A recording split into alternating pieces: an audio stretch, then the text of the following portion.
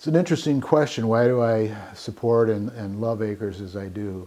I could talk about a number of ideas, but one that comes to the forefront is that our activity is, number one, intergenerational.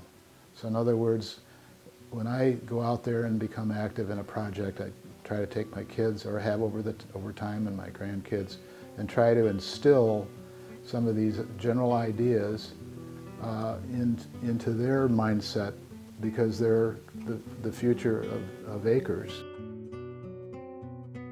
Also with college students, trying to instill in my lectures examples from acres preserves. My name is Jim Haddock. I am a current member of Acres. I joined in 1975. As I was reminded, I wasn't sure exactly of the year, and became a board member in '76. I've been active in a number of committees, mostly in land acquisition. I've also been involved with a great number of field trips and other projects involving students. Well, I came to Fort Wayne in 1970, and it wasn't too long before I met Jane Dustin and started to learn a little bit about the Acres movement. So I looked closer at Acres, and I found that under this large umbrella of environmental interest, that Acres had a particular focus in mind. It wasn't going to try to do everything. It was going to focus in the area of land management and protection, and that was very much of interest to me.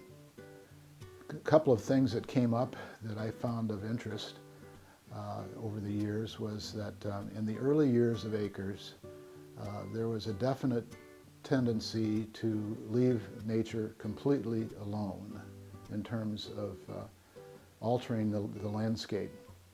And that kind of fit in with the scientific thinking at the time, but that changed, I'd say maybe in the 80s, maybe after I'd been in 10 years, and there became a new interest in Acres to do some degree of management, particularly in terms of invasive species. So that's what my focus right now is on, this idea of invasive species.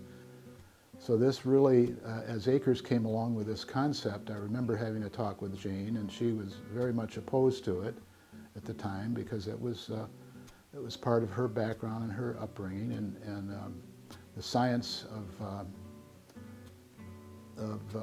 stewardship in natural properties, I think, had not advanced yet to the point where as a nation, we were able to look at the effect of invasive species on local fauna and flora. And so that changed over a period of 5 to maybe years to a decade, where we started looking again at the damage that was being done by these plant species in particular.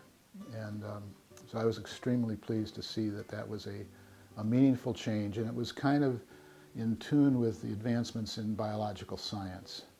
So that was a very positive thing in my mind, because it showed that Acres was keeping up with current research and activity in the science of biology in general. The whole country is full of invasive species. I mean, it's fish, it's insects, I mean, it's not just the plants. But in terms of our preserves, we've had a lot of activity in the last, say, 25 years, I would say, roughly, of trying to take care of these species that are just getting out of control. Championing that concept of use of native plants here in Indiana, as they are in other areas of the country.